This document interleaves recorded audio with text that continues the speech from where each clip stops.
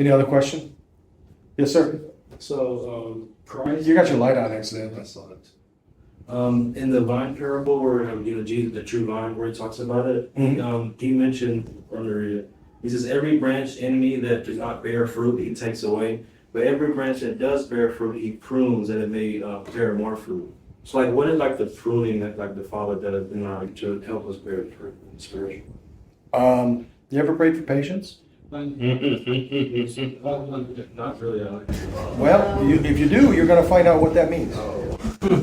It's not that you're given patience. You're not given patience. God says, I'm going to put stuff in your life that makes you impatient and you're going to learn. Opportunities to try. Exactly.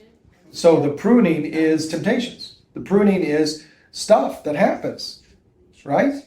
You know, that's the pruning. The pruning is difficulties. The pruning is when you have a brother in Christ who slanders you. The pruning is when you have someone that lies to you, steals from you. The pruning is when you get sick. The pruning is when your beloved mother dies. The pruning is when you have some tragedy in your life, encounter something, right? Like we just had a horrendous, poor young man who was stabbed to death, right?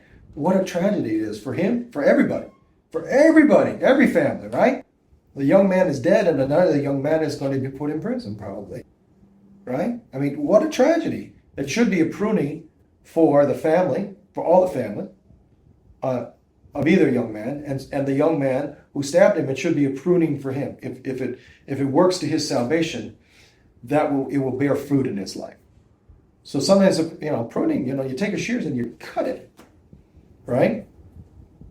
Now trees don't have feelings, but we do. So that's the pruning. And now when he cuts off a branch, it's no longer attached to the vine. That's not pruning, right? You can think about the things that are pruned in you and me would be the things that are deleterious to our salvation. Like something, and we're proud. God's going to help you not to be proud, right? And it's not like, oh God, just help me not to be proud. And he'll say, oh yes, you're so special. I'm just going to take away your pride just like that. Little fairy dust on you and you'll be proud. No, he's going to say, I'm going to beat you over the head with a 2x4 until you're not proud. Okay? That's the pruning. And we should welcome it. We should welcome all of that. We'll make mistakes. Things will be hard sometimes, but there's growth. And I said something in the sermon, I mean it absolutely. People that are suffering are more thankful to God than people that are not. Because they're undergoing pruning and they feel God's presence. There's a famous quote, I don't remember it real well. St. Nikolai Vyacheslav, he was in Dachau and he survived it. They actually celebrated a Paschal liturgy in prison clothes and making up Raisin Jack and doing all this weird stuff. But they celebrated just before they were liberated by the Allies. And he said that you'd be sitting in Dachau and you'd be, I am dust and ashes, and you'd be low as can be. I'm not quoting him well, but as low as can be. And then you'd be with God and it would be like paradise. And then you'd be dust and ashes again.